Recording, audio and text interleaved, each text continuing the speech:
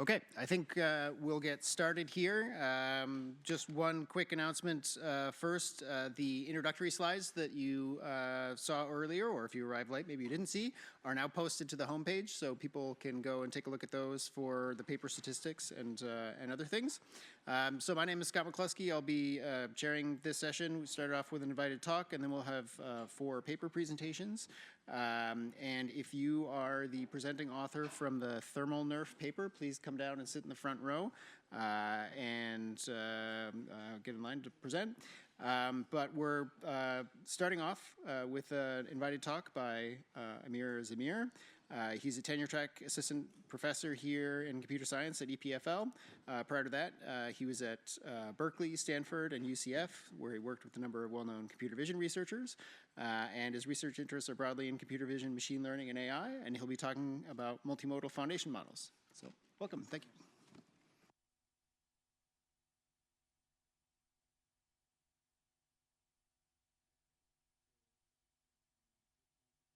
Hopefully I don't need to use that one. Can everyone hear me clearly? Good, sounds good. And starting the timer. So good morning. Thanks for having me, and I hope you're enjoying your visit if you're not from EPFL. And so I'm going to talk about 2 things, multimodal learning. But since this is computational photography, I thought it would be actually interesting to talk a little bit about sensing, especially in extreme cases for computer vision too. So towards the end, I'm going to come back to discussing like things like 1-pixel sensing for computer vision. 1 pixel is a bit of a oversimplification here, but we'll come back to it, and hopefully you'll get an idea about what we're talking about. So first about multimodality.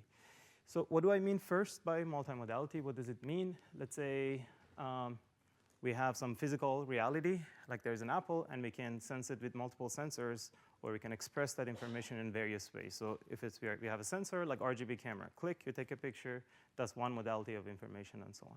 When we're talking about multimodal sensing, is that sort of scaling that paradigm, but this in the sense of the axis of number of ways that you express your data.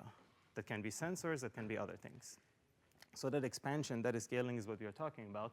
And I will talk about the roles of this, why it could be an interesting general learning paradigm in terms of data. And so to make it a lot more concrete, let's say, to give you examples, like this is the world that we want to sense. This is physical reality. It doesn't care about how we sense it electromagnetically, mechanically, anything. It's just the world is there, and we can RGB camera express it using camera or have a depth.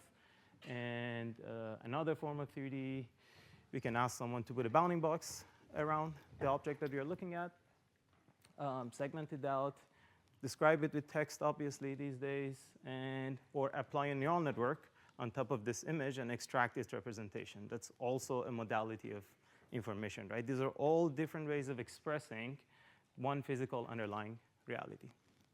Some of them have sensors, some of them don't.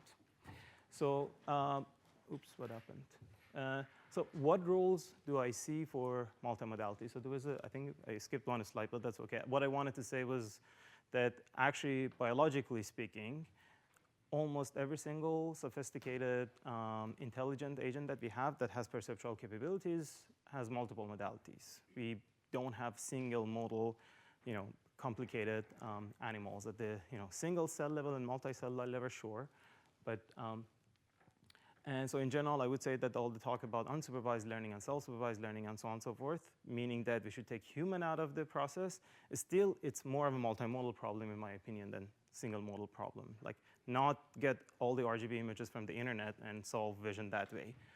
I think that's just not the way, at least biologically, vision came about. So there was other modality of information and so on. So I'll discuss more how that can actually help us with supervising.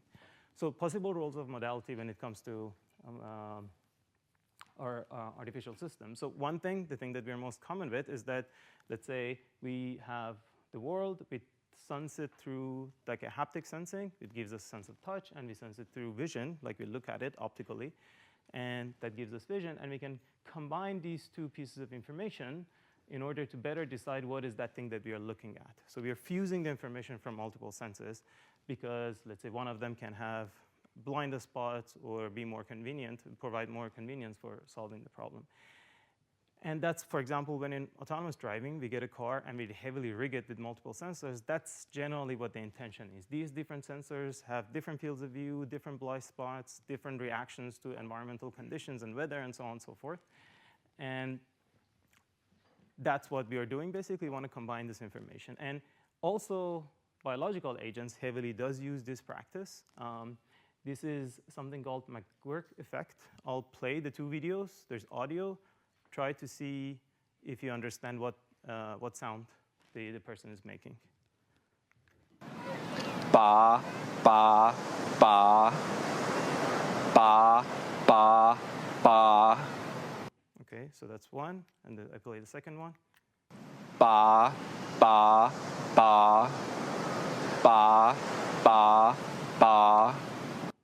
Okay, so we're not going to play the game of who heard what and so on. It's kind of a big audience in interest of time. But the majority of you probably heard ba, B-A, when the first video was played, and va, V-A, in the second video. But the actual, the reality is that actually the audio was identical for both cases. It's only the vision that is different. So if you thought you're hearing va, if you thought you're hearing two different things from two different videos, that's not true strictly from the audio processing perspective. It's your observation of vision that came to tell you that this is the way that this is a different way that you should resolve the world. And why? Because distinguishing ba and va auditory is kind of difficult. You need very fine-grained attention to the details. But vision in that sense is unambiguous, right? So when one of the senses are ambiguous, the other senses can be used to kind of disambiguate collectively. I will play it one more time if you're curious, but audio is identical. Video is the only difference between these two.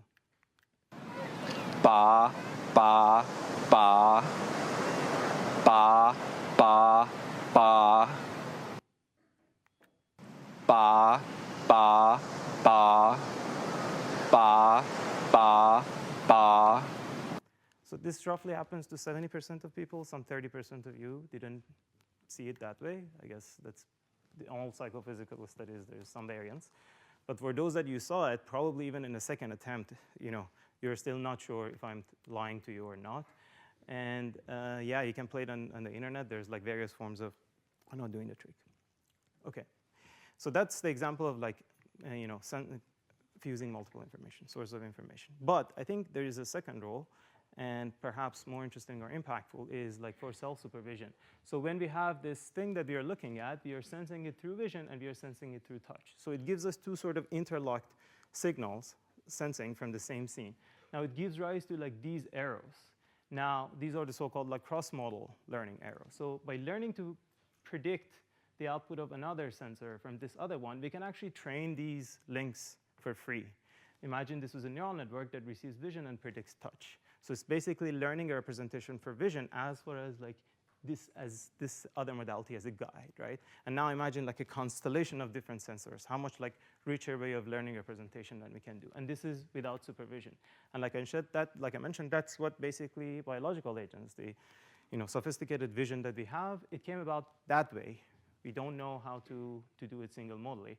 And there are these studies in developmental psychology, actually, that study that. This is a relatively known paper from Gasser and Smith called 6 Lessons from Babies. These are developmental psychologists that observe how babies develop intelligence and turn it into lessons for AI researchers and engineers and whatnot. And the number one thing that they say is basically multimodality.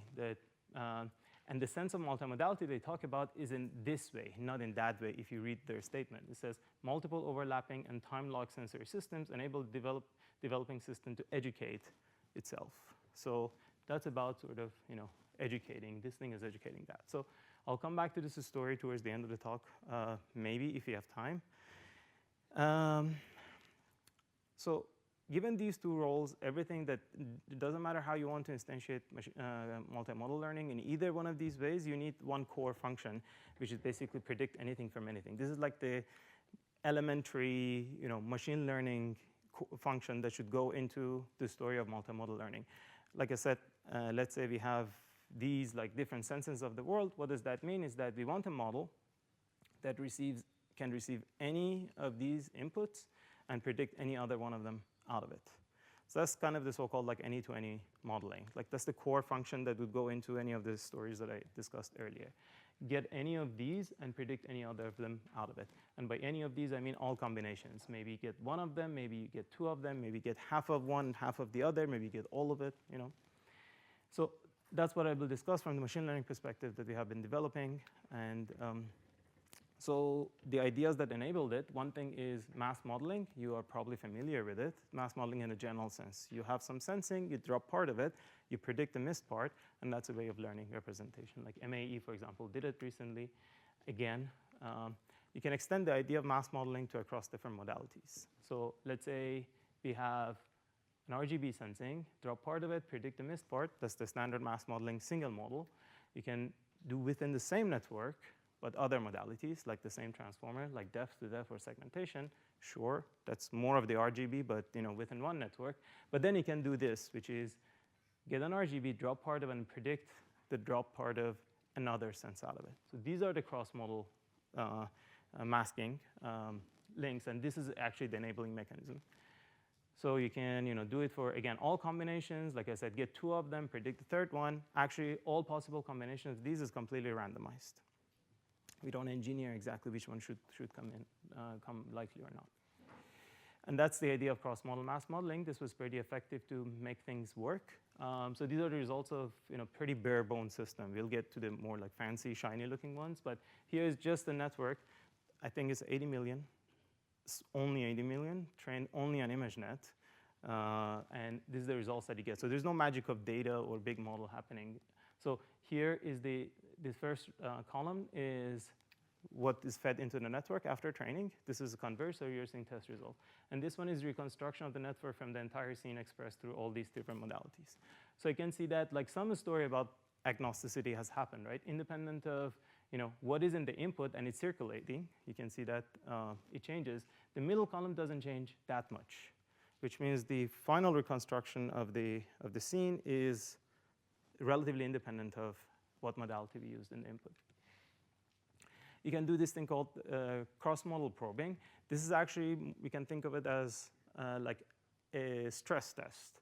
It's more like an interpolative test for something that we could do normally. Like I could grab one image and feed it into grab one depth image and feed it into the network and see that what RGB image it sees here. I can grab another depth image and do that. But what if we interpolate somehow between the two to see if the data is even a little bit out of the distribution, how the model reacts? And that's what you're seeing. How do we do that? We get the depth, no segmentation, and we give it two RGB patches. But then we can sort of manipulate manually the second RGB patch. So it's kind of a stepping out of the point. And this is the reaction of the network to it. So you can see that it kind of, like it doesn't have any other color information. So it looks at this color and say that it has to go back to the other modality to see what the scene is and possibly what this color to what object it should belong, where the boundary of the object should be, color it, like find some correlations. Like if there are two oranges of the tree, they're usually the same color, two fruits on the tree. And in the end, it gives you something like that, which is a pretty contextual and plausible colorization of this depth scene for what the input says. So it's basically following the prompt pretty well, and it gives you a plausible. So that's way kind of a probing the network, and there are plenty of these examples. By looking at them, you kind of have an understanding of what the network is doing, what it thinks the boundary between objects and so on and so forth are. So you can see a lot more of these examples on this webpage. There's like interactive and so on. I don't want to spend more time on it here, but there's a whole bunch of these analysis. Okay. And now, since that multi-MAE, which was like a concept more than a system, we teamed up with our partners in industry in Apple to scale this up. So the result is something called Forum. The difference between what I showed earlier and this one is the objective is still mass modeling. That's still very effective. But the architecture is completely designed for multiple intentions. First, we have a lot more modalities. And these modalities have wildly different formats. Like used to be only pixel-looking ones, like RGB image or 2.5D, but now we have something like bounding boxes that are very sparse, like they have two corners, or you have text that's sequential data, or we have neural network feature maps that they're not basically necessarily pixels. We can lay them on a grid, but they're not. So, and a whole bunch of other ones. So to unify the format, we go through tokenization. So every one of these are tokenized. And they fed into a redesigned architecture, which is basically a gigantic token-to-token mapping. So the way the training works is that after tokenization is done, we sample a random subset of these tokens. We put it in the input. We send them another random subset of tokens, remaining tokens, and put it in the output. And then the system is trained to just map input tokens to output tokens. So that's all it does. It doesn't have direct access to the pixels or sensors anymore. And this is done with the intention of scaling in mind. So we are in multi-billion parameters, tens of modalities. So all of these tricks allow us to scale. So these are the modalities, actually. It's the current modalities. It's useful to sort of take a look at them. There's image-looking ones like RGB, geometric ones, Cypress normals, semantics, sketch-looking ones, neural network feature maps, local and global. There's text also now inside. Like we basically, not only besides captioning, we also do like LLM co-training. Within the model, you train a LLM plus these multimodal ones. Some metadata ones, human. So just see that sort of the difference in format. So it used to be that we couldn't really, do a high-dimensional, low-dimensional sparse, modalities. We couldn't marry them together in one system because one of them would sort of take over the other one, like a lot of statistical instabilities. But now I think I can say that confidently it works. Like I said, everything is tokenized. The details, the tokenizers are currently modality-specific, but hopefully we'll have universal ones too. That you can use one. In that case, you could use one tokenizer for all modalities. That not only useful for training modalities, but at the test time, a new modality comes in, you don't have to retrain your tokenizer. Okay, how well does it work? Like the simplest way that you can test a system is out-of-the-box capabilities for these modalities that it was and tasks that it was trained on. So here's a query image in, and you can see the predictions.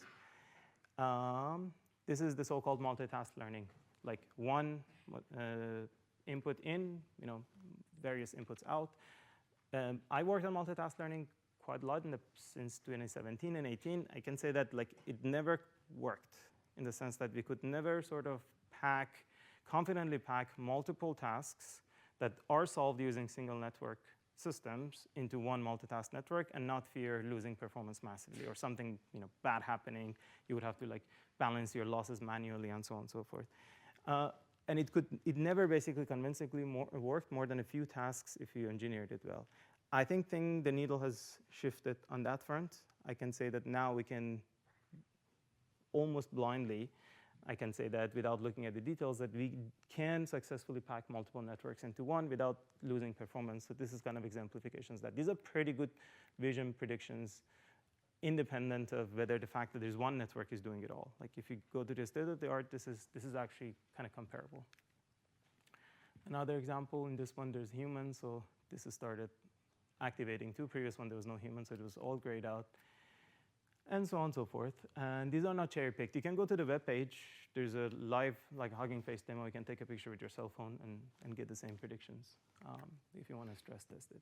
So I talked about any to any, not just RGB to that. So it basically means other than receiving the most standard case of image in and predicting everything else out, we should be talking about like a full matrix of any of these modalities should be able to go in, and all the other ones should come out. And that's what you're seeing. So I just showed the results of RGB to everything else. But the same exact network, you can query it with any of the modalities and get the results. So there's like about 200-ish subplots here. Speaking of, so each of them is one prediction task, right? Let's say whatever, caption in or like caption in and image out. Caption in or, I don't know, human poses out, stuff like that. So this is all done within one network. Speaking of the multitask point that I mentioned earlier, like 200 networks have gone into one. And I think that was the magic of transformers, tokenization, multiple architectural advances in the community came together to make this happen. Okay. Maybe not. Okay, the clicker stopped working, so I'll stand here. So this is more like a zoomed-in version of that if you want to pay attention to the more detail, but like I said, it works quite well. So if you give it, this is the same scene, like a chicken in a soup or whatever, image, 3D, expressed using text, and all the predictions. So of course, sometimes the predictions, like if you get this scene and only express it through segmentation, it's very lossy, right? There's no way to know, like it says bowl and table. We won't know what was inside the bowl, right? What do you want out of a model to predict? You just want to predict something that is plausible, right? It's likely, statistically speaking, and that's what it does. It puts a bowl there, it puts whatever it can squeeze out of it, but then it fills it with, something that is not chicken, but something else. And this is exactly what you want to do. If you sample the model again, it would just give you another plausible prediction. So it's like a generative model. You can sample it multiple times, but every time it has to remain plausible, and also all the other predictions should be consistent with that one. So like depth and surface normals and so on should be for the same RGB image that in the first place was guessed, not that inconsistent with each other. Okay, so the clicker gave up on me. Speaking of that cross-model probing and stuff, we can do more of it, this time more expressively, because we now have all the other sensors, all the other modalities. Just time check, good. So here's a video. For example, there's a bed and there's a bicycle, and the other input has been a photo of a bedroom studio light. So you can see that how the model sort of reacts to reconciling all this like changing input. So there's always a photo of a bedroom studio light. There's always a bed, but depending on where the bicycle is, it works it in the context differently. So if it's in front of the bed, it just puts a bicycle somewhere around there. But once it goes up on the wall, it turns into bicycle wall art. I guess it's more likely when the bed is here and bicycle up in the air. And that's coming from data. It's not like we are engineered this in. It's just from 12 million images. So it's interesting that these contexts can be effectively inferred with relatively low sample complexity. More of the same thing. The mode of the cup goes from beer cup to coffee cup, or viewpoint changes depending on the aspect ratio. Again, coming all from the data. So I'm going to go a bit faster here because I want to talk about, in the last 5 minutes, I want to talk about that one pixel thing. But there are consequences, basically. That's why I want to remember. Imagine all the ways that differently you can use a multimodal model now to interact with it, prompt it, and so on. You can do grounded generation instead of text to output. It could be also text plus 3D and segmentation and so on to output. You can set the weight between these different inputs differently too. Here, for example, it goes from left to right. It tunes to the depth input differently. So on the left, it all just follows the text prompt, which is like oil painting a blue flower. But as it goes to the right, you can see that the oil painting of blue flower increasingly becomes similar to what the depth image dictates. So the balance between different modalities also can be continuous. Skip this one. And also retrieval is something that you get for free, right? Since it's completely modality agnostic, you can have sensing from one of these modalities, like depth, and get RGB images out of it, or combine multiple ones. This is the 3D that I have, but I want to say ski is coming. So it brings scenes that have the same 3D but are snow covered, but versus if you prompt it with different color palettes, for example. And co-training with LLMs, something that I briefly mentioned, that there are some consequences, especially in terms of text understanding, when you train these models together. So I'm going to switch to the other one. Perfect. So it's a good time. So you have an idea about the multimodality now. I want to show you the summary, but the other one perhaps is more interesting here. So like in general, where is this going? Like we had one model so far that can make predictions across all of these different modalities, and it's scaling up. So ultimately, we want kind of a grounded world model out of this. Like language models impressed many of us. One of the main criticisms towards them is that their knowledge is ungrounded. When it talks about dropping, it doesn't have understanding of the act of dropping and physical consequences of it. One way to make them a little bit more grounded is bringing sensory information in. One way, short of doing causal analysis. Ultimately, we would want to use these to do like long-form video understanding, not just images, bring it to robotics in the sense of turn it into a scene representation rather than single frame representation, and learn in high-level abstractions. We are not always doomed to deal with pixels.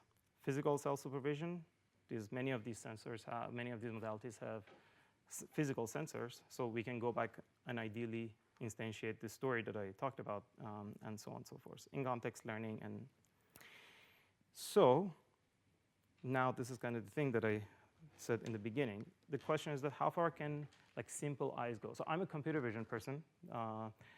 So my interest is not designing sensors or creating systems that reconstruct the image in the most like beautiful sense found by humans.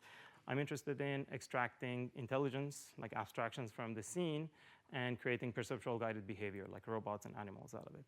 So what sensor do we need for that? It's not obvious, right? So how far can a very simple eye go?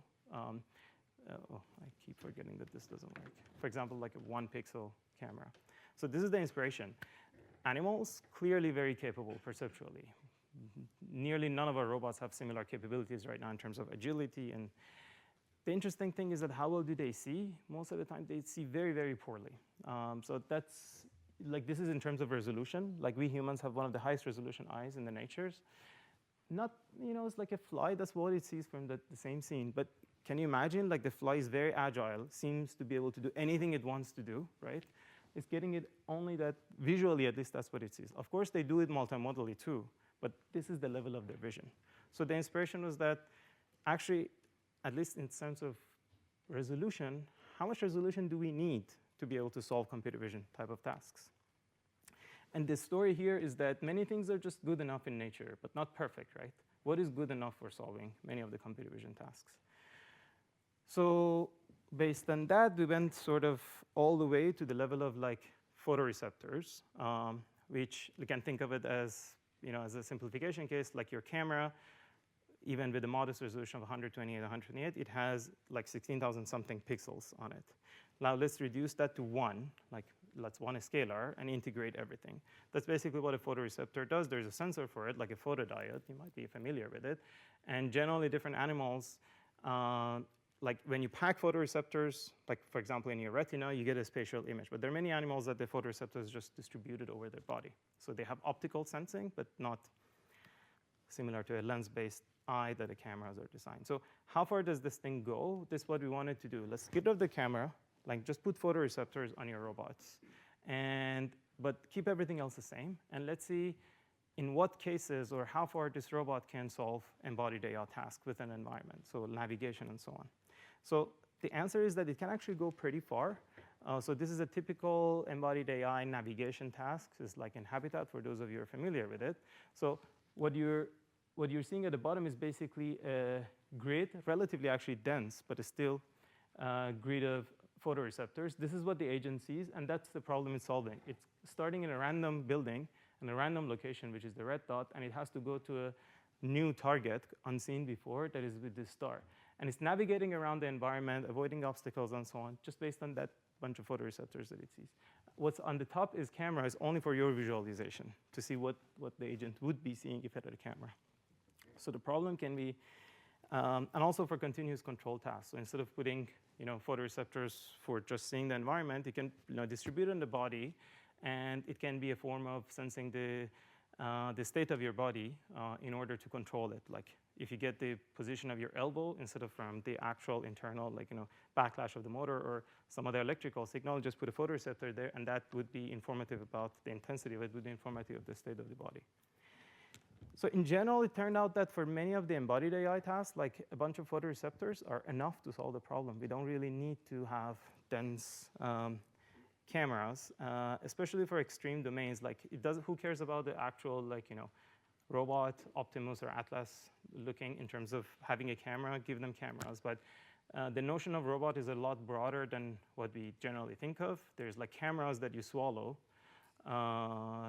because it does like recording as it goes down, and they want to make them active too. Like if they get stuck, they want them to jitter to unstuck themselves. So it's a robot basically, right? You cannot put a lens-based camera on it. You need to sort of make sense. So in these extreme domains, this is a story that becomes relevant. So I'm going to end here, but one thing that also you should keep in mind that could be also interesting, especially from computational photography perspective, was that it's not just a matter of get rid of your camera, put photoreceptors on it. A strategic placement matters. In other words, the design of this matter. And again, we see it a lot in the nature that where the sensors go are not really random. So we had to kind of design come up with like computational design, because it's hard to, as a human, this is unintuitive. Our world model doesn't work. We don't know where to put photoreceptors. So we would have to design it basically computationally to do the placement, the stuff that you see on the right. Hopefully this was at least useful for getting an idea about the extreme sensing. And these are the people that I thank along with you. Thank you.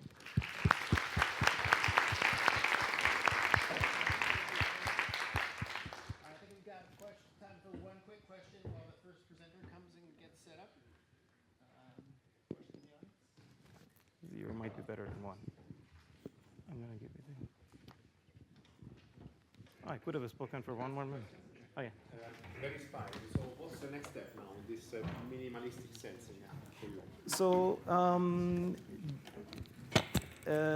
finding domains where this matters, basically. So if we, like I said, we talk about typical robots, there's not much motivation. The cameras are already cheap. But there are cases where it's impossible to actually put like a lens-based camera because of optics dictate certain sizes and so on. CVPR had a very interesting plenary talk on xenobots, like biologically created robots, but they want to put like opsins, like light sensitivity. So I think that's where, hopefully. So we make a comment that being a fit kit could be quite interesting. Yeah. So I've seen a collider that with a single photoreceptor. I asked Apple a while ago about this, and they said the reason we don't do it is privacy. People freak out when there's optical sensing. Did you try? Yeah. No, we didn't, but I'm pretty sure to a good extent it would work. Thank you so much. Thank you.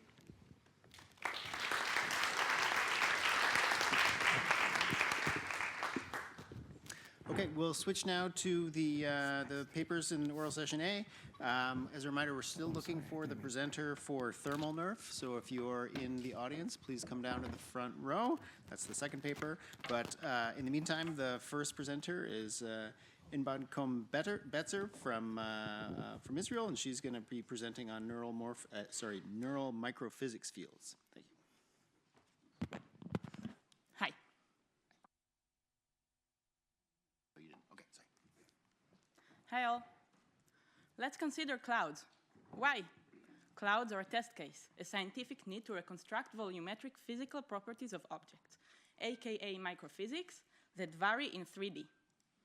Moreover, clouds affect our lives on Earth.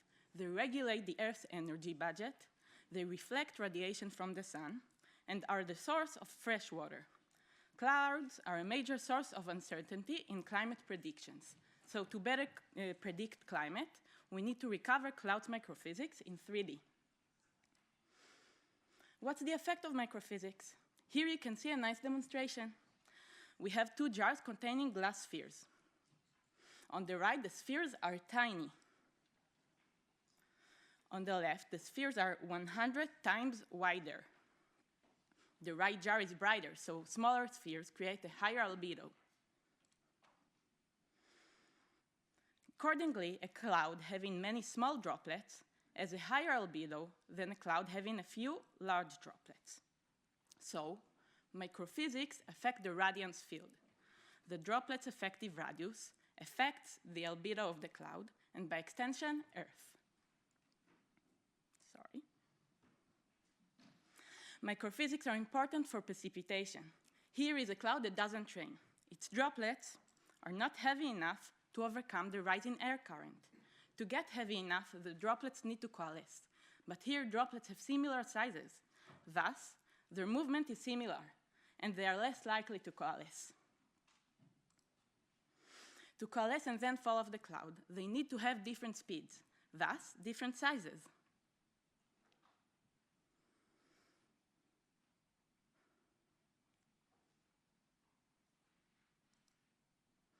Thus, it is important that clouds have not only a large radius, but also a large variance of sizes.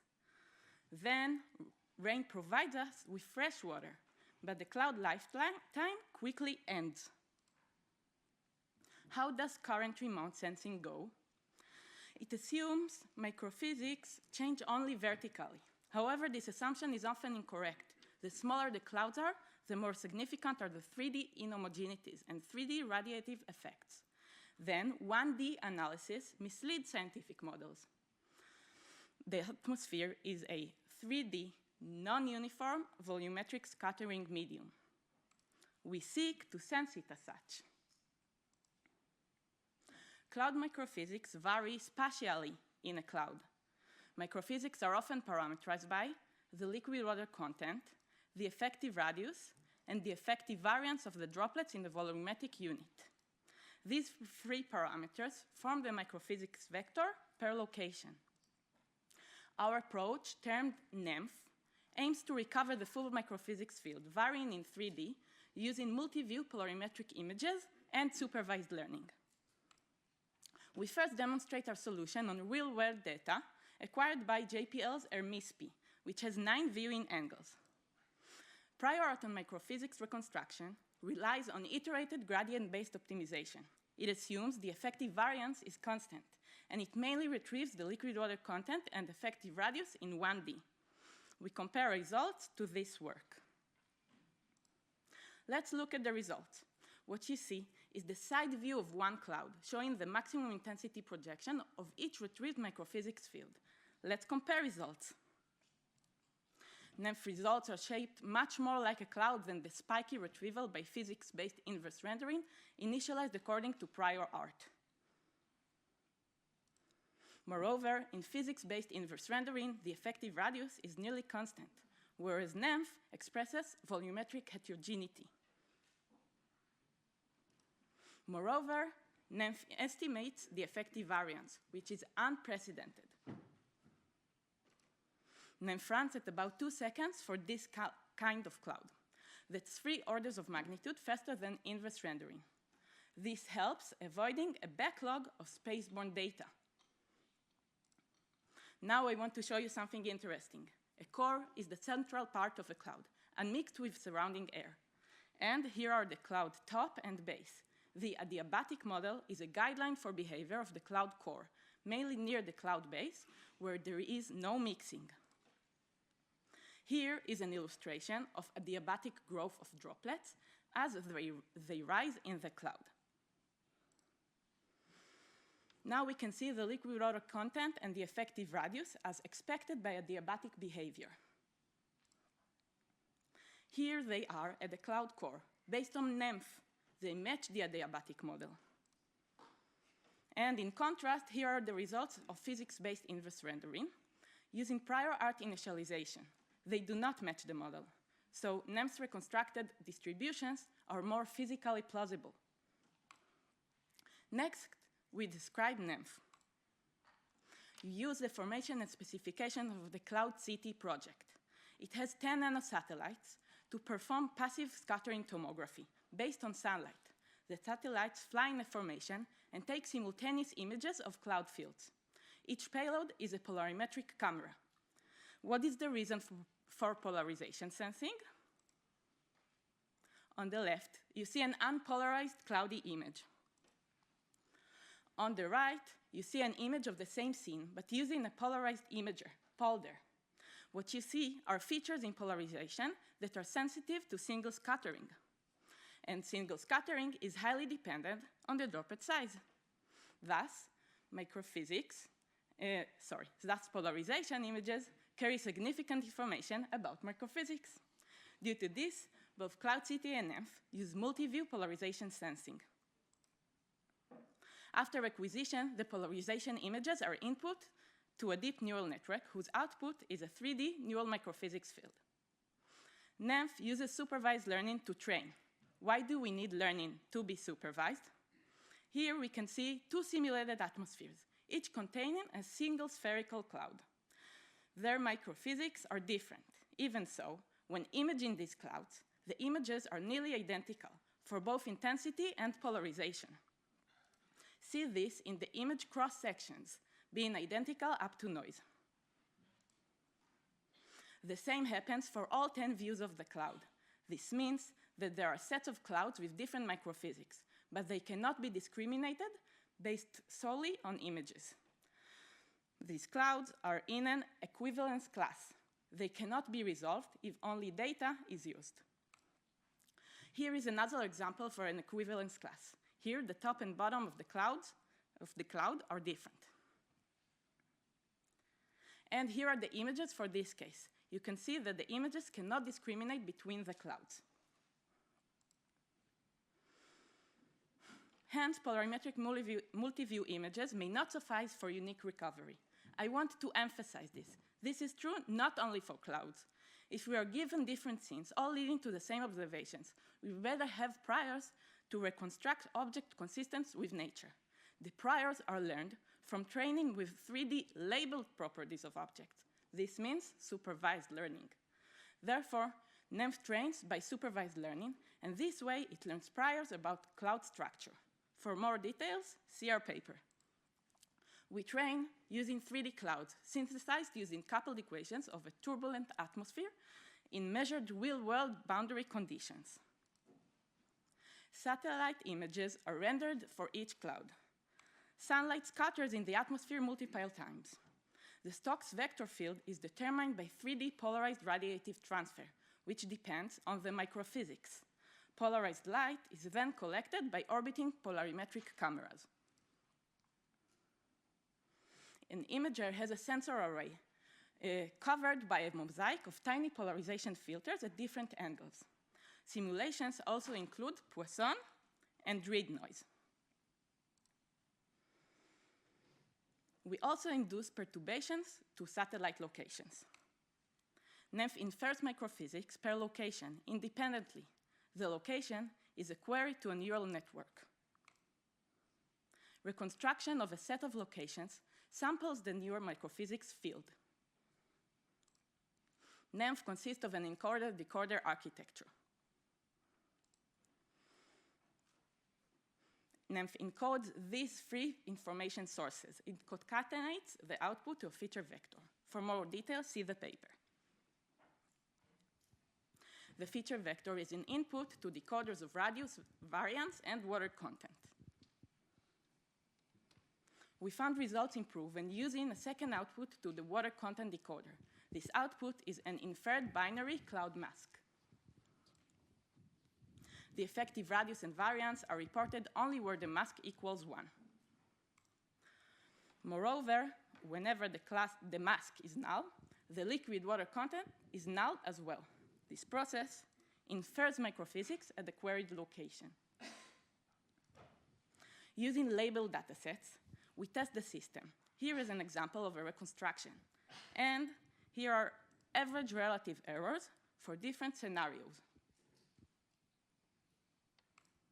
To conclude, there are several scientific problems in need of 3D reconstruction of microphysics. Our work may thus apply elsewhere in the service of science. For example, interplanetary dust, tissue, and industrial materials.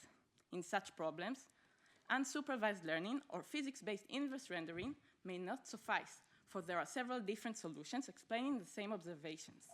To learn what is natural, supervised learning does the job. As a case study, NeMF solves for cloud microphysics to get a full 3D structure with scientific value. Thank you.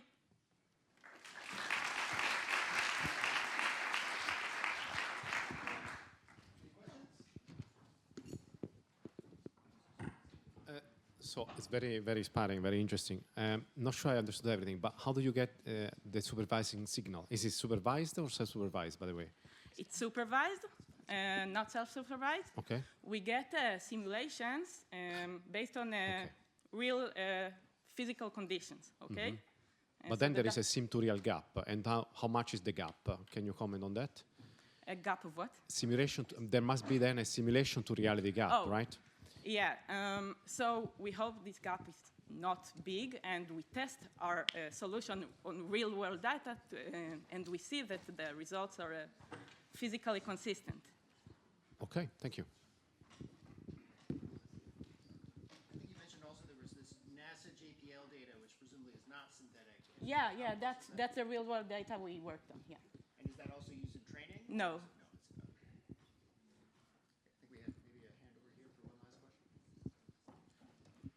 Can you mention with the self-supervised learning, what kind of priors did you learn? Were you able to understand what these priors reflected, or if you can use them later on in like a self-supervised fashion, for example? So it's not self-supervised learning, it's supervised learning, okay? And the priors, I don't really know what are the priors that are learned, but we see that comparing to the physics-based solution, we have a result that it's much more physically consistent. It's consistent with nature, okay? Okay, thanks. Okay, thank you very much.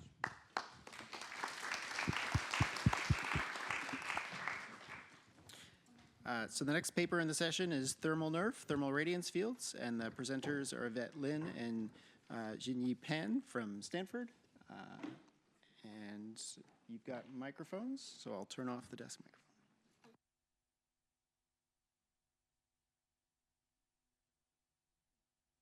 No, okay, thank God.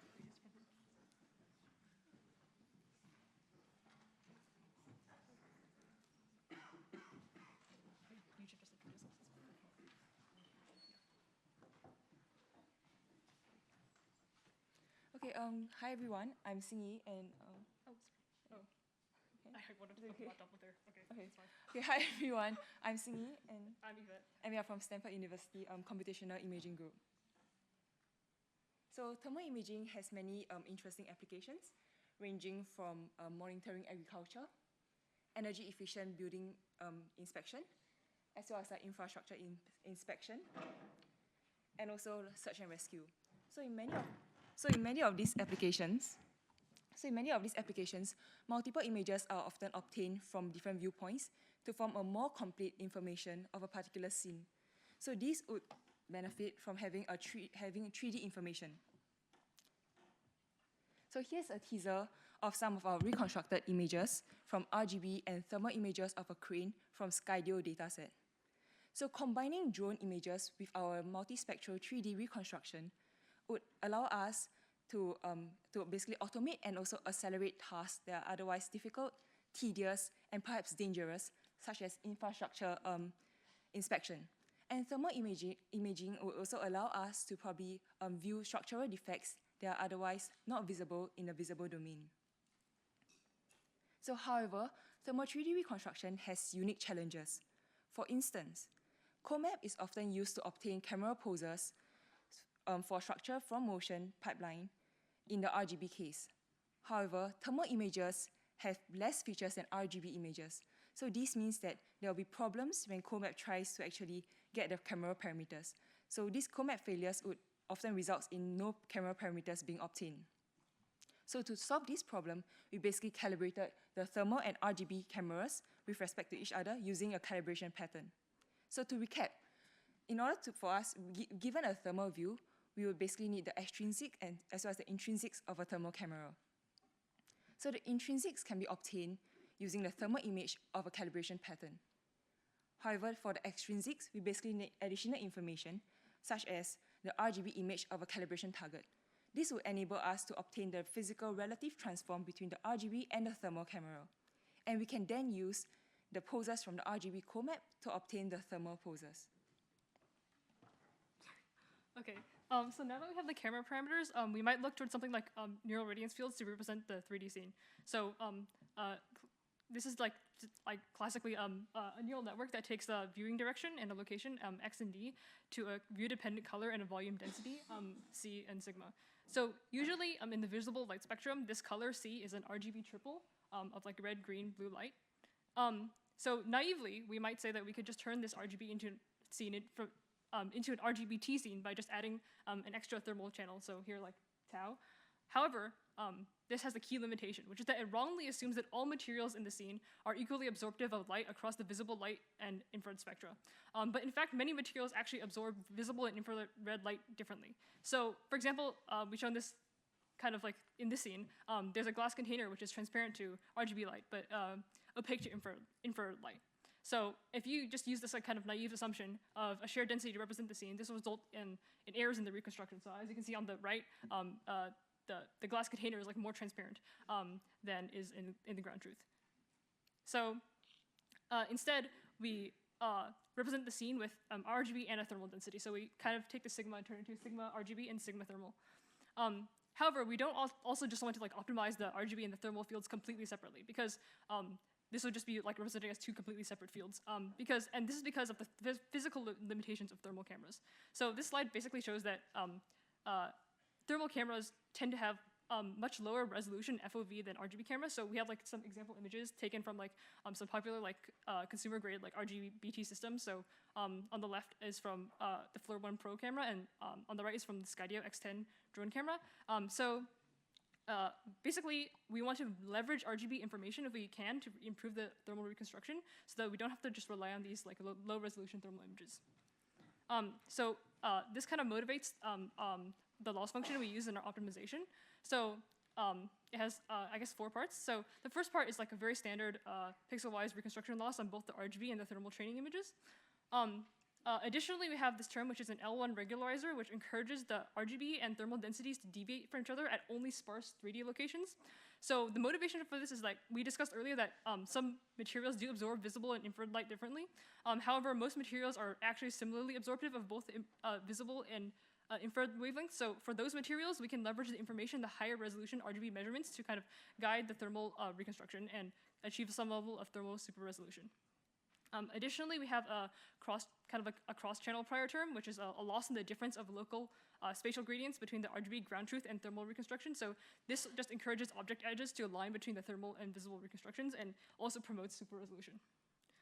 And finally, we have a term which is a pixel-wise total variation regularizer on thermally unsupervised rendered thermal views. So the motivation for this is first that thermal photographs tend to exhibit like more sparse features than RGB photographs, and second that thermal cameras, as we said earlier, usually have lower FOV than RGB cameras. So sometimes when rendered from like a perspective of the larger FOV, you can see like some noisy artifacts at the edges of the image. So this kind of discourages these artifacts. To validate our method, we introduced 9 new data sets, which we collected with the kind of a popular like consumer grade thermal camera, the FLIR 1 Pro, which is like shown at like next to the image, next to the title, which is basically a thermal camera that mounts onto a smartphone. And here we have like some example like images from our 9 data sets. So here we have like an example results from our reconstruction. So on like the scene we mentioned earlier with the glass container, where the container is transparent to visible light, but opaque to infrared light. So on the top we have like ground truth views just to show what the scene is kind of supposed to look like. On the left we have a reconstructed video from our method, and on the right we have a reconstructed video kind of from the naive method using the shared RGB to T density that we mentioned earlier. So we can see that basically our method accurately reconstructs the opaqueness of the glass in the thermal reconstruction, whereas the glass is actually wrongly transparent. You can see like when it moves, the camera moves up near the top of the glass in the shared RGBT density assumption. And here is another data set with kind of like the inverse problem, where the sheet is instead opaque to visible light but transparent to infrared light. So at the top, again, we have ground truth views that are basically just showing what the scene is supposed to look like. On the left, our reconstruction. On the right, the kind of naive RGBT density. So you can see that our method accurately depicts the opaqueness of the sheet in the RGB reconstruction, whereas in the shared RGBT density method, you can see the sheet is like more transparent in the RGB view than it should be. And we can also like maybe it's interesting to like visualize the corresponding depth maps from the densities. So on the left, we have the depth maps arising from our 2 densities, which are sigma RGB and sigma thermal, whereas on the right, there's a single density. So we can see that our depth maps show that like the sheet is dense in the visible light, but not in the infrared spectrum in the area that is obscuring the hot tea kettle behind the sheet. And on the other hand, assuming a shared RGBT density results in a density that is like only kind of partially obscuring the teapot, which produces a reconstruction that's not quite right for the RGB case.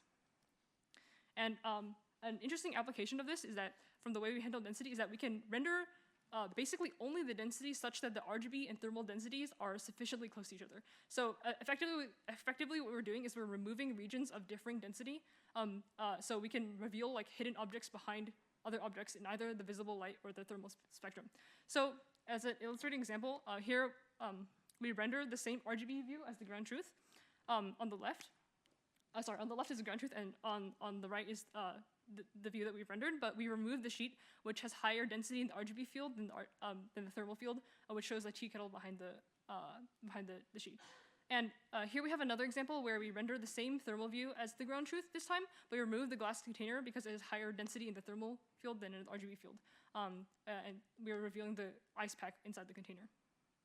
So here are just like a smattering of other results from our data sets. In addition to our real world data set that we collect, we also create a synthetic data set in Blender, which is kind of based on like the classic hot dog. So here's like some example views from that. The kind of motivation behind this is that we want to show thermal super resolution. Because we're using Blender, we can kind of render at arbitrary resolutions. So on the right, we have like a kind of a high resolution RGB ground truth because RGB cameras tend to have like high resolution. Sorry, on the left. In the second column is the images that we're kind of training on. So basically, we're rendering the images at a lower thermal resolution to kind of simulate the lower thermal resolution of real-world thermal cameras, and then we can compare our results to the ground truth rendered at a high resolution to our reconstruction, and we can kind of show like some super resolution. Yeah, and that's the end of our talk. Any questions? Thanks.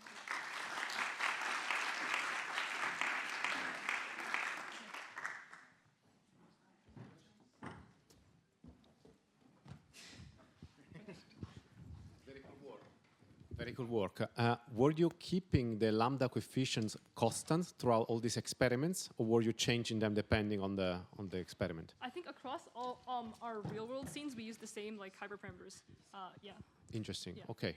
But by modulating the lambda, you could in principle reveal or unreveal objects, right? In the thermal. Yeah. Okay.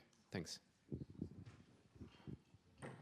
I don't see another hand. You have this cross-channel prior that says that edges should be aligned, but you know your hot dog example has some thermal edges that in the thermal image there's no edge where there isn't a lighting edge. So is there a soft constraint there, or is there weighting? Oh, sorry. Can you repeat the question? So you'll sometimes get edges in one modality that aren't in the other. Yeah. Yeah. Oh yeah. Yeah. So there's like it is like a soft constraint because we're just adding like an additional like term to the loss. So like for example, if like it's true that there isn't an edge in like the thermal case, then because like the weighting I assume would be lower than the like kind of like reconstruction loss, then then like kind of the correct result will be promoted by like the reconstruction loss part of the loss function. Yeah. Very cool work. I have one question over here. I'm here. Yeah. Do you need to specifically register the RGB images and thermal images in order to train the NeRF model? Sorry, I don't. Do you need to register both images when you generate the training data set? Wait, I'm not sure. Sorry, I'm not sure what you mean by registered. Like image registration, because obviously when you show the comparable images, they are not aligned very well, right? In the same object, if you use two cameras.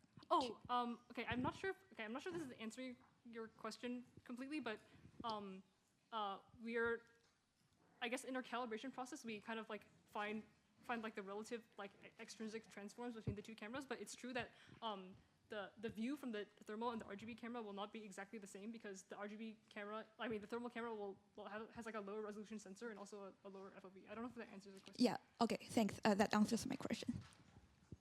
So, good work. And my question is that, like, assume thermal wavelength is longer than the like conventional light wave. So, like, when you use Blender to synthesize the thermal, like the synthesis, do you need to consider the diffraction or like some wave effect, or you just use a ray effect, like a ray-based rendering? Yeah, I think we're just using like a very basic rendering without, I don't think, any like diffraction effects. So, yeah. So yeah, for a synthetic scene. Yeah. I see. Thank you. Okay. Thank you.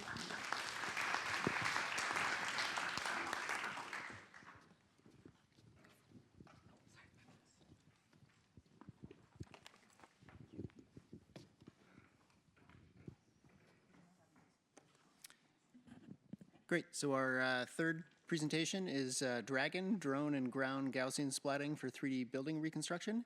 And the presentation is by Yujin Hem from Rice.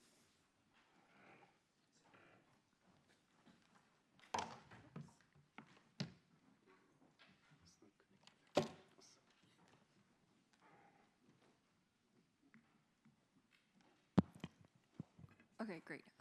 Hi, everyone. My name is Yujin. I hope you guys are all enjoying this conference.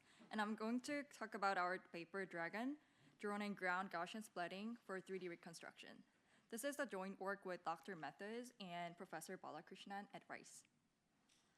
Large-scale 3D building reconstruction is very important. There's all these industries that are care about reconstructing buildings for many, many applications, such as 3D architecture rendering for graphics, for realistic visualizations of buildings, virtual tours, urban planning, and you name it. However, for many buildings, you may only have bird's-eye aerial view and near-ground footage here in this picture. Why is this the case?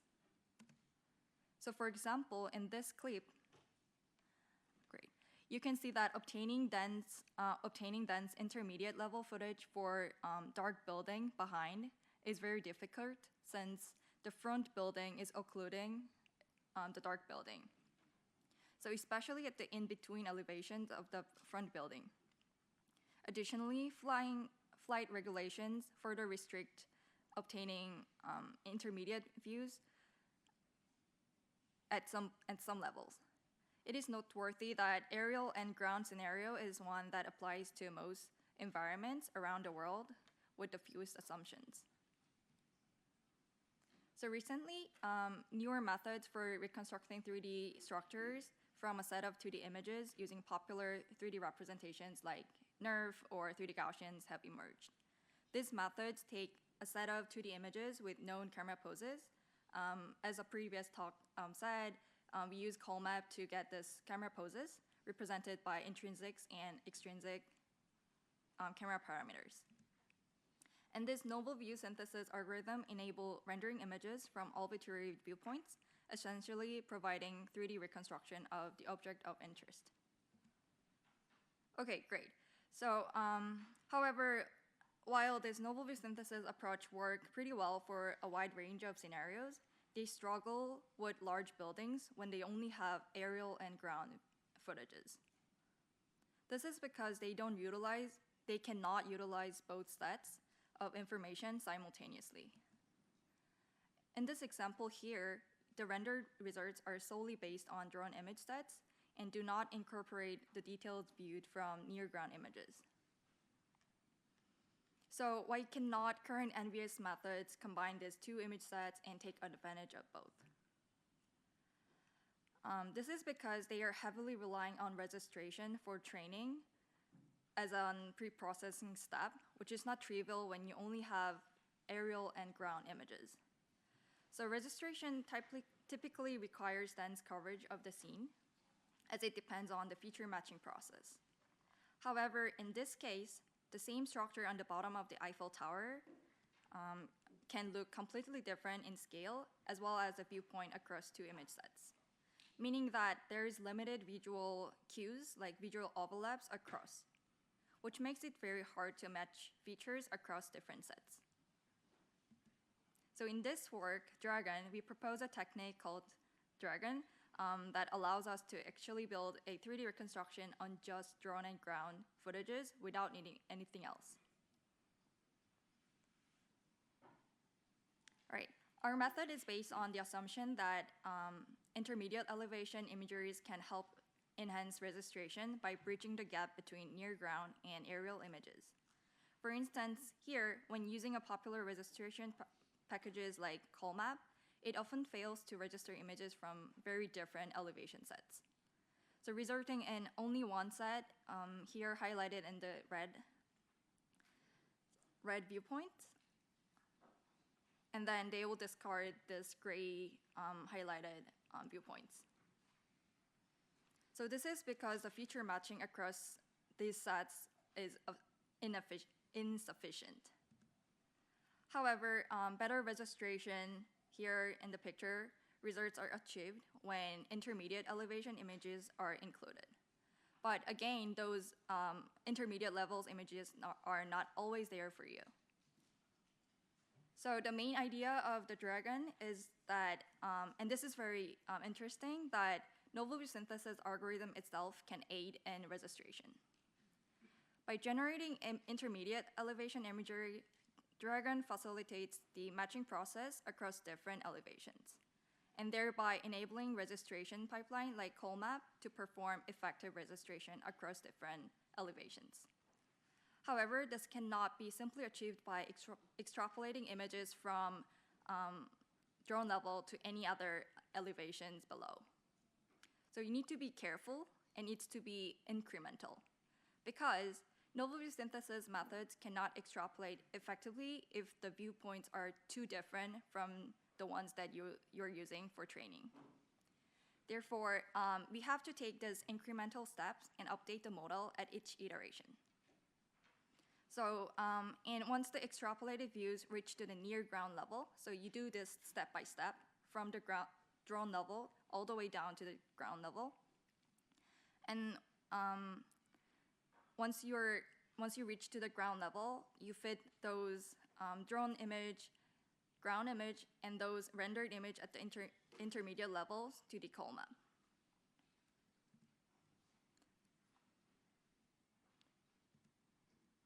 Okay, so this approach works to some extent, allowing for better registration results. I will show you the results in the later slides. However, there is still room for improvement.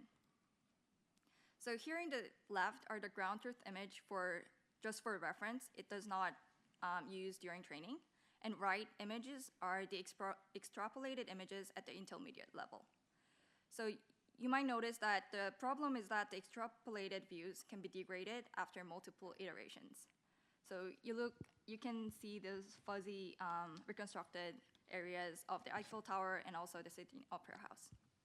So we thought we need to prevent quality degradation at each elevation. We decided to add perceptual regularizer to ensure that the extrapolated views are of high quality. To achieve this, we introduced an additional loss term to make sure that the rendered views are perceptually similar to the training original views. Among various options, we choose DreamSim score because it prioritizes perceptual image quality over slight geometric changes, allowing us to measure the perceptual distance between geometrically different views. So here's the one example of with and without using DreamSim loss for finer rendering. So you can see the DreamSim regularizer enhances extrapolation quality by making the edges clear and reducing those haziness. And of course, it achieves better registration by a great margin. So when you only do iterative scheme, you can achieve 80% images being matched. But when you introduce DreamSim to the loss, you will get almost 100% images being matched together across different elevations. So here is an example of finer 3D reconstructed images, GIFs of Milan Cathedral, created using only drone and ground level images. So here in the baseline, you can see it fails to preserve the fine details of the building because it only uses the drone level images and discard the other, which could not be registered together across different sets. In contrast, in our method, we successfully incorporate both image sets, resulting in more visually pleasing and detailed reconstructions. Additionally, it is clear that the DreamSim regularizer effectively removes haze, enhancing the overall image quality. Another part of contribution of our work is that we collect a new data set called Building NVS using Google Earth Studio, consisting of 9 buildings, diverse in different vectors. We did this because there was no existing data set out there for our problem statement. So you can check this out on our project website. So while Dragon achieved remarkable results using very simple approach, we acknowledge that we've only worked with synthetic data set that we created. So our natural next step is to apply this and validate the approach of our iterative scheme and also the perceptual loss on real images, where they might have differences in appearances or even the camera modality can be different. Additionally, we didn't optimize NVS algorithm, so we used 3D Gaussian splatting as our backbone NVS algorithm, because for this work, it was not what we are trying to necessarily fix in this work, and actually, our main focus was to enabling registration, but in order to get the most sharp results when using drone and ground images, we are planning to improve on the model itself as well. So before I take questions, I wanted to re-emphasize that the main point of Dragon, which is again, registration is very hard when you only have drone and ground levels. But novel view synthesis can help there by extrapolating views at the intermediate levels to bridge the feature gap between completely different views. And these intermediate images can help bridge feature gap. And finally, perceptual regularizer is effective in refining at each iterative steps. Great, thank you for listening, and I'm happy to take questions.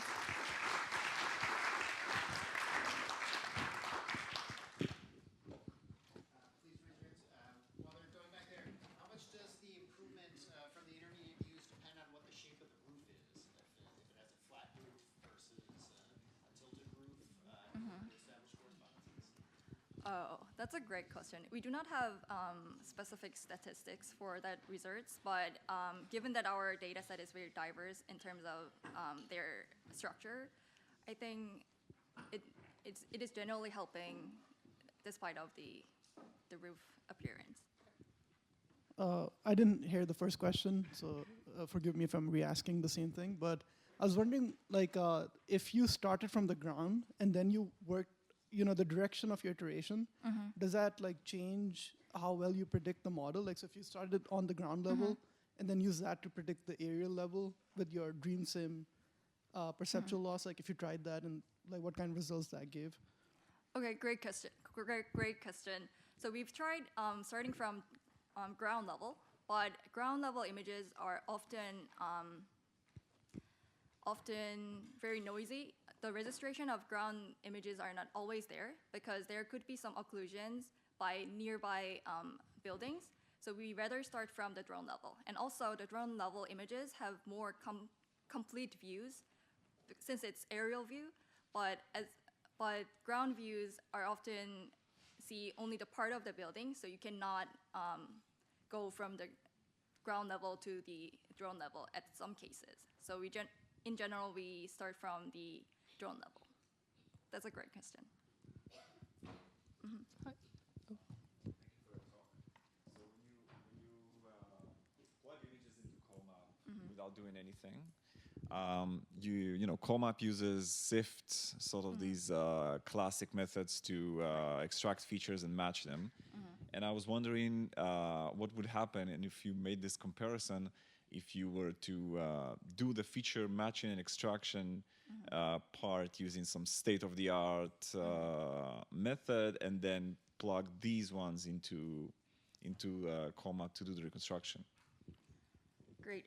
Actually, our approach, which is iterative scheme with perceptual loss, is agnostic to whatever registration pipeline that you're using.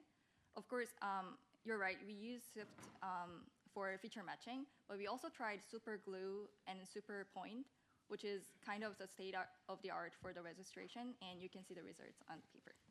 I see. Okay, thank you. Oh, sorry. Another question. Basically, how exactly do you determine like where to sample like the images at the intermediate step? For example, like would a tall building like require like more iterative steps to like kind of sample images to kind of get down to the ground level, if that makes sense? I guess your question is how do I determine the number of iterations? Oh yeah, or also like the locations of the cameras that you want for each iteration. For this work, we evenly distribute the interval between each different iterations, but we can explore more than that part. Okay, thank you. I don't have a great answer for that, but we can discuss online later. Thank you.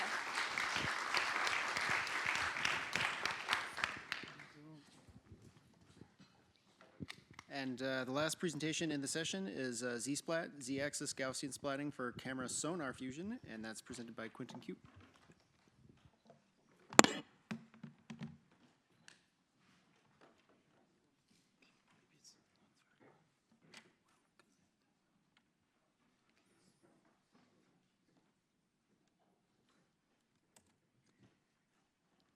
Thank you for the introduction.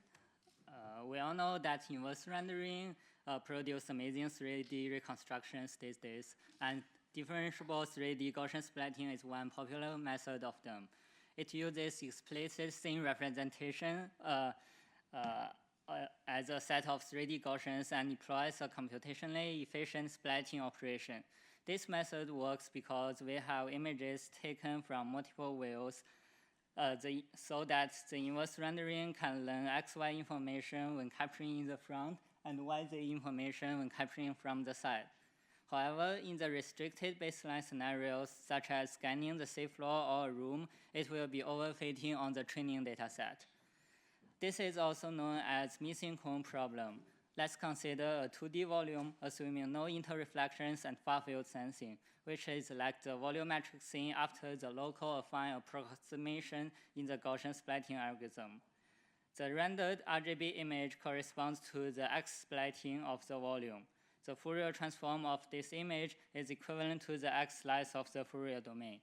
By capturing multiple images from various angles, we obtain different slices of the Fourier domain.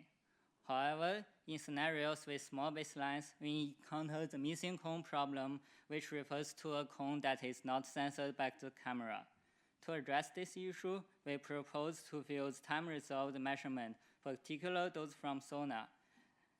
This measurement can be obtained by taking the z-axis splatting of the volume, which I will explain in a second. This is equivalent to obtaining a z-slice of the Fourier domain. Thus, sonar data can help the missing cone in the limited baselines. Now let's explore how our proposed Z-splatting method works. First, we have a scene represented by Gaussians. As mentioned in previous papers, the scene can be transformed into an orthogonal view with a local affine approximation. Note that after transformation, the value of the 3D Gaussians is the Euclidean distance from the Gaussian center to the camera. This preserves the physical accuracy of our Z-splat model. For each ray in the image frame, if there are Gaussians along the ray, we splat Gaussian on the XY plane as well as the Z-axis. Each splatting results in a 1D Gaussian distribution along the Z-axis. Note that if a Gaussian is blocking multiple rays, it will be splatted multiple times. Therefore, we can get similar results no matter there are multiple small Gaussians or one big Gaussian. Besides, if one Gaussian is occluded by another one, the intensity will be multiplied by the transmission. After completing all the iterations, we obtain an intensity distribution along the axis, and this can be used to fit the sonar intensity distribution. We combine our technique with two different types of sonar. First one is a simple echo sounder, which consists with a speaker and a microphone. When the sound bounces back, we can decode the pulse and get the echo intensity with respect to the distance. The second one is forward-looking sonar. Compared to the echo sounder, the FIS does not only give a resolution of depth, but also gives a resolution of azimuths in the circular sector. Now let's discuss our sensor fusion pipeline. First, we follow the original Gaussian splatting, which is XY splatting. In the simulation and emulation process, we start from a depth map with pixel-wise resolution. To simulate the echo sounder, we histogram the depth of all the pixels to obtain an intensity distribution corresponding to depth. Note that in hardware experiments, the intensity distribution is directly calculated by the meshed filtering algorithm. Finally, instead of splatting on the XY plane, we splat Gaussians on the Z-axis to obtain a predicted depth intensity distribution. both distributions are normalized and used to calculate the depth loss. For FLS splatting, instead of histogramming all the pixels, we histogram per row in order to simulate the azimuth resolution that FLS gives us. Additionally, we splat Gaussians on the YZ plane to obtain the predicted FLS result. We first show the simulation result. This is RGB only, and this is RGB plus echo sounder. We can flip back and forth. It is clear that our proposed method successfully minimizes the occurrence of floaters and produce high-quality normal views. Compared to the echo sounder, FLS is even better at the corner of the living room and the tap in the bathroom. Quantitatively, we observe an average improvement about 6 dB in PSNR compared to RGB-only method, with a 10 dB increasement in challenging scenes that contain little texture. We also increase 5% in SSIM and 40% lower in LPIPs. We also conduct tests on the geometry between the reconstructed point cloud and the ground truth. To visualize the difference, we generate a set of scenes with only one object moving along x-axis.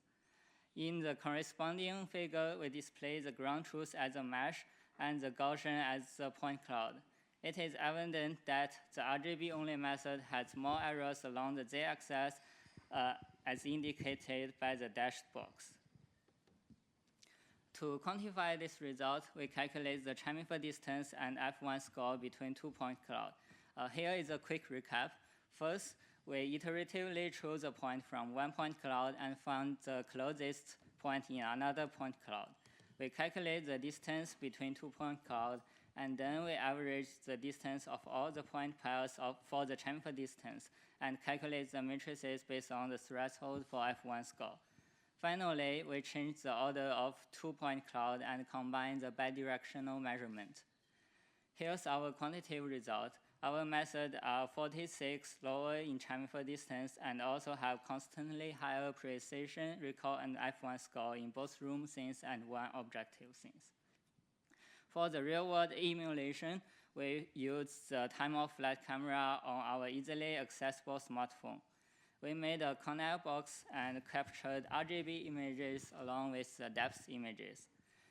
The novel wheel images rendered by our methods are sharper and clear, especially where the contrast is low. Besides, with multiple runs using different random seeds, RGB only can get much worse in some cases, while our methods stay constantly. We outperform RGB only by 5 dB in PSNR with higher SIM and lower LP scores. Additionally, as I said, we quantify the stability by conducting 10 training runs using different random seeds. Our method exhibits lower variance and superior performance. Finally, we did real-world echo sounder hardware with camera, speaker, and microphone. We captured scenes on the Technion table and do the corresponding experiments.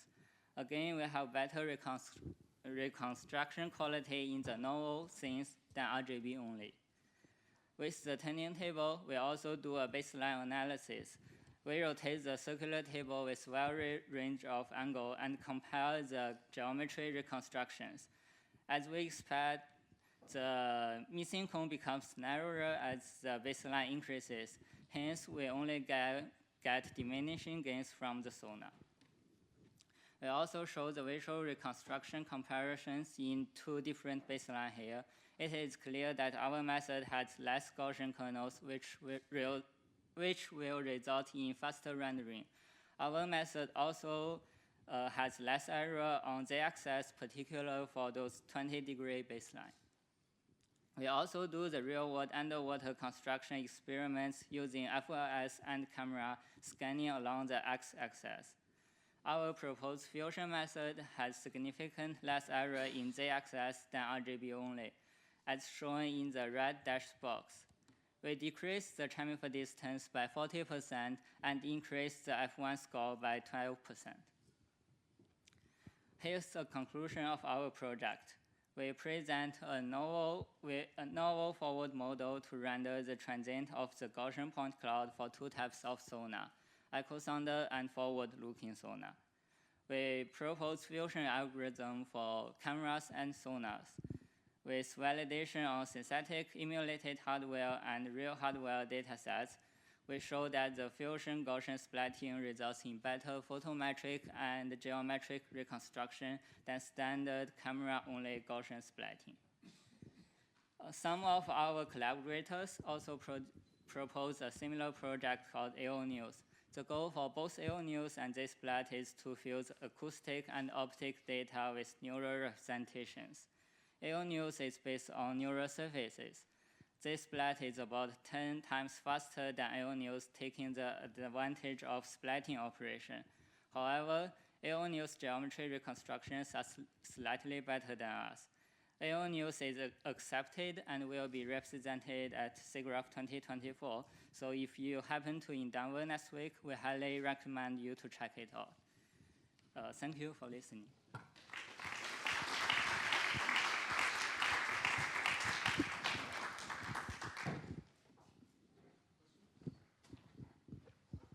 I'll start with a question. How close was the simulation of the forward-looking sonar from the depth maps to what you saw with the actual forward-looking sonar and the Aqua experiments? What do you mean, how close? Simulating forward-looking sonar data from a depth map and the way that you showed seemed like a rough approximation. Probably didn't model the sensor noise. Was there a big gap? Was there a performance difference as a result of that? I think there are not much difference between the simulation and the FOS result because I can show the present here. Because we simulate the FLS as a simulated camera, so that the FLS actually has a field of view in X and Y, which is the azimuth of the elevation, so that it has the similar features as a normal camera. Yes, so the simulation is good enough for the real-world experiment. Hi, thank you for your nice talk. And yeah, here. I'm wondering that is there any side effect by using the sonar? Because sonar, for example, the case of the corner box, there is a lot of multipass happen, and there is a lot of the kind of ghosting of the sonar. So that's kind of the multipass is making the kind of hallucination or long estimation.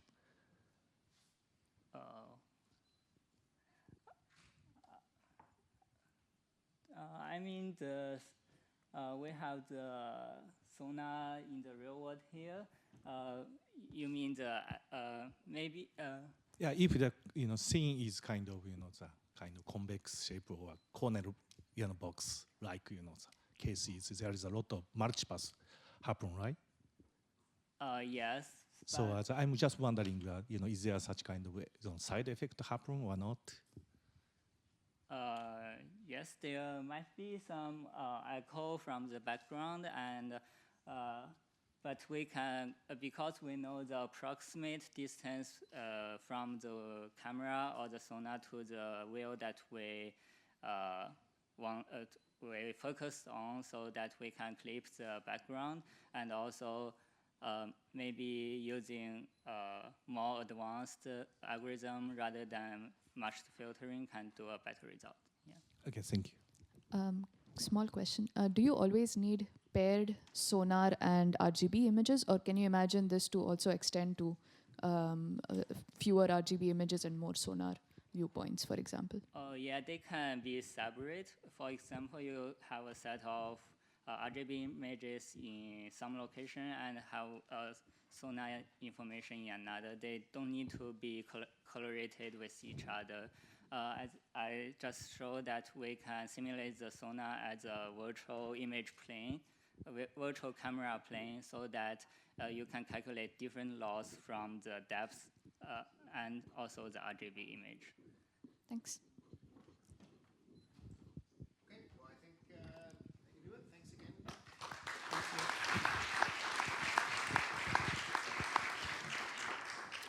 again. So that's the end of the session. I've been asked to announce that during lunch there are 3 tables downstairs, yes, that are reserved for the women's lunch. And the next session after lunch starts at 2 o'clock. Thanks, everybody.